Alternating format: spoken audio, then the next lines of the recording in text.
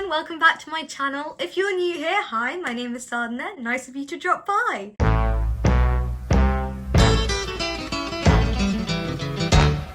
I'm really sorry I hadn't uploaded a proper video last week. I was feeling a bit under the weather, but here I am today. How's everyone's week been? My week's been quite eventful. I started my tutoring job, which was really fun. I was trying to find a way to make online learning more engaging and entertaining, because I remember the last term of year 13 when we had online learning over Microsoft Teams. I found it so uninteresting and unengaging. So I didn't want my tutoring sessions to be like that. It was a bit complicated at first, not gonna lie, but I finally figured out how to work Zoom, and now I just feel a bit like a really tech-savvy Zoom connoisseur, if I can say so myself. But I also feel like tutoring is just so rewarding, and it's a really nice opportunity to go visit some content that I haven't visited in a while, say hi to it, hello there mutations, hello there cloning, and then kind of present it to someone who maybe didn't understand it when the teacher taught it to them, and it's really nice to see them finally understand it after you explain it to them. The kind of tutor I want to be is one that I wish I had, someone who's quite approachable, non-judgmental, and kind of raises you up when you feel like you're lowest. And my maths teacher who I had during my A-levels was a really good example of that kind of tutor. He was like really encouraging when I felt like really dumb, or I felt like I didn't understand something. He was like really nice to go up to and like ask, oh, I don't understand this, can you please help me with it? Like, he had no judgment whatsoever if he didn't understand it. And I feel like that's something that more teachers should maybe adopt, not being judgy for you not paying attention. I mean, I know it's your job as a student to pay attention, but sometimes our attention spans do be wandering and we can't help it all the time. So I hope I presented myself in a nice way. But the people I tutored seemed to enjoy it, and I really enjoyed it. So yeah, it was a really nice experience. I also went on a walk this week. I know, Sadhana's stepping out the house finally. Shocker. And I think I should probably do that more often. I found that stepping out and breathing some fresh air, just inhaling it, is actually really good for my brain cells, which I didn't realise before, because apparently my brain wasn't getting any oxygen.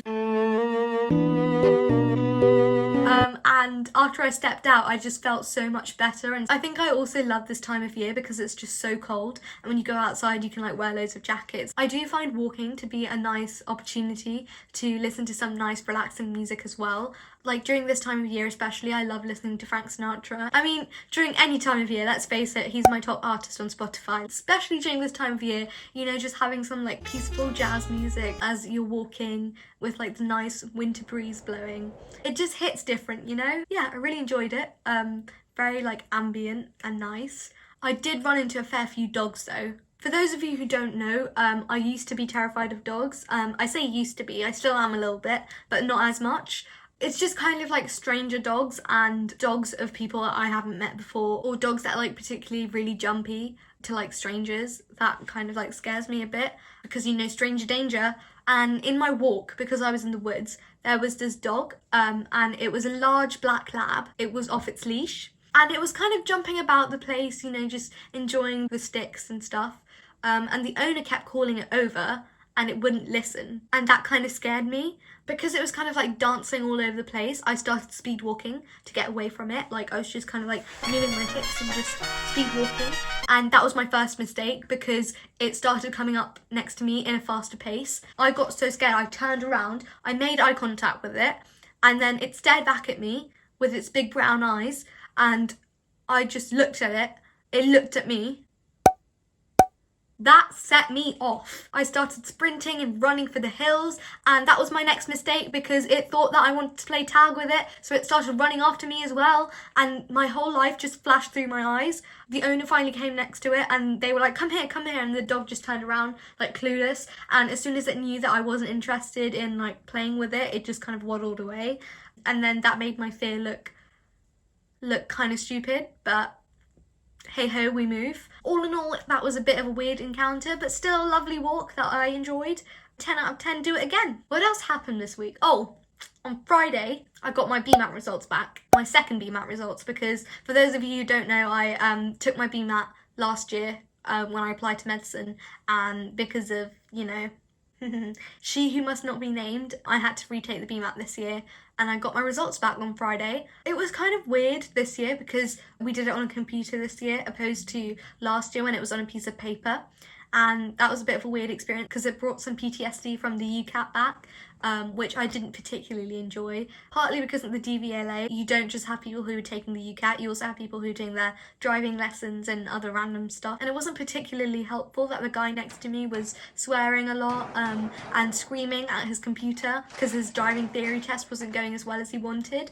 That wasn't very ideal. And also on the other booth next to me, there was this guy who was also taking the UCAT, but he was reading the verbal reasoning out loud, screaming the answers, so that wasn't helpful as well. But I'm not going to be around the bush here, I didn't do that well on the UCAT, and it was very traumatic, so I'm not going to talk much more about that.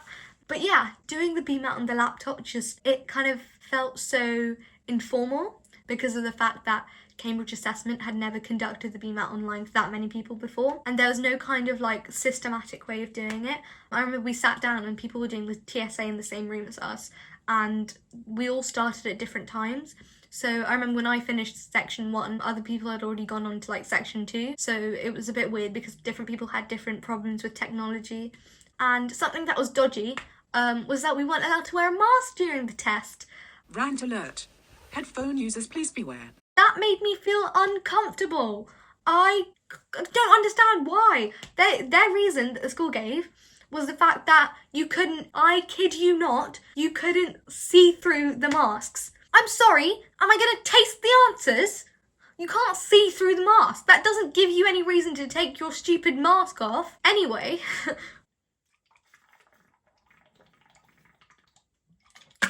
So my goal for this year for the BMAT was to either match or score higher than my score last year. And ladies and gentlemen, I am happy and kind of surprised to say that I did meet that goal. I was so deflated by the time I'd finished my autumn exams, and I only had around 10 days to prepare for the BMAT, whereas last year I had a whole month. And I think it was because I was burnt out from revising every day, and then all of a sudden I was like, oh, I'm done, I'm free. Dobby is free. Before, I was so used to kind of having a routine, waking up every morning at 5 o'clock, doing a few practice papers, finishing that, and then going to bed at like 10. But then I kind of lost that routine when I started sleeping in.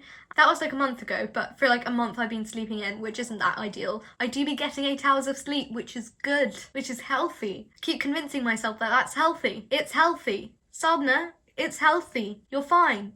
What was I saying? Oh yes, I was so deflated and worn out that I couldn't spend all the 10 days revising. So realistically, I only spent like about a week doing actual work for the BMAT. I'm kind of proud of myself for not giving up, because there were 2 distinct days I remember between the period of the 13th of August, which is A-level results day, and the 4th of November, which was the day we did the BMAT. I did the BMAT, you didn't do it, sorry. I don't want to put you through that. There were 2 distinct moments between those 2 times when I felt like giving up. I could not take it anymore. I looked myself in the mirror and I told myself, if you give up now, you're gonna be miserable the rest of your life. And that scared me enough to make me pull my socks up, roll my sleeves up and carry on. So that's what I did, and I'm really proud of myself for doing that, if I can say that. If you want a separate video on like my A-level experience and on the BMAT, let me know in the comments. That was kind of like a Cliff Notes version of my experience with the BMAT. And if you're unmotivated or overwhelmed with work, you can go check out my last video as well. But yeah, so that was kind of my week in a nutshell. For the remainder of this video, I thought we could play a game, because it is now December and Christmas is right around the corner, and this is the period where you spend some quality time with your family and friends, and not so much your friends because Coronavirus! but you do spend some time with like your loved ones. If you don't love them, I'm sorry. Spend some time with the People around you. and you might need something to like break the ice or some party games. Boy, have I got you sorted. So I have this game that's called Celebrity Links that I've made up myself. Disclaimer, my sister is currently suing me as she also came up with this game. And basically what you do is you get 2 random celebrities and you link them together. If it's like Anne Hathaway and you've got John Krasinski, that's like a short, simple one, because Anne Hathaway was in The Devil Wears Prada and Emily Blunt was in The Devil Wears Prada. And who is Emily Blunt married to? John Krasinski. So that's how you would kind of like link it. Okay, so here we've got a random celebrity generator which generates 8 celebrities, and I'm going to shuffle this so I get a random assortment of 8 celebrities. Now I'm going to roll a dice and I'm going to roll it twice. In my dice I've got 6 and 5, so I need to link celebrity number 6 to celebrity number 5. So who are they? I've got 1, 2, 3, 4, 5, 6. Emma Stone to Lady Gaga. Lady Gaga. So, Emma Stone. Emma Stone was in that Hawaii movie called Aloha, where she was 1/8 Hawaiian or something. And who else was in that movie but Bradley Cooper? Bradley Cooper was in A Star Is Born with Lady Gaga, and that's how they're linked. Done. Reshuffled, got a new assortment of celebrities, and we're going to roll the 2 dice again, and we've got number 6 and number 4. So number 6, who's number 6? Miley Cyrus to Viola Davis. Okay, so Miley Cyrus, Miss Cyrus if you will, was used to be married to Liam Hemsworth. Liam Hemsworth was in The Hunger Games with Jennifer Lawrence. Jennifer Lawrence was in Silver Lining Playbook with Bradley Cooper. Bradley Cooper was in that Aloha movie with Emma Stone. Emma Stone was in The Help with Viola Davis. Thank you very much. Let's reshuffle, get a new assortment of celebrities, and let's roll the dice. Okay, so we've got a 7 and a 6. Let's see who number 7 is. Kim Kardashian to... On that note, thank you so much for watching. I hope you enjoyed it. And if you did, please give this video a thumbs up. And please feel free to subscribe if you want to see more content from me. And yeah, I hope you have a lovely rest of the week. Bye!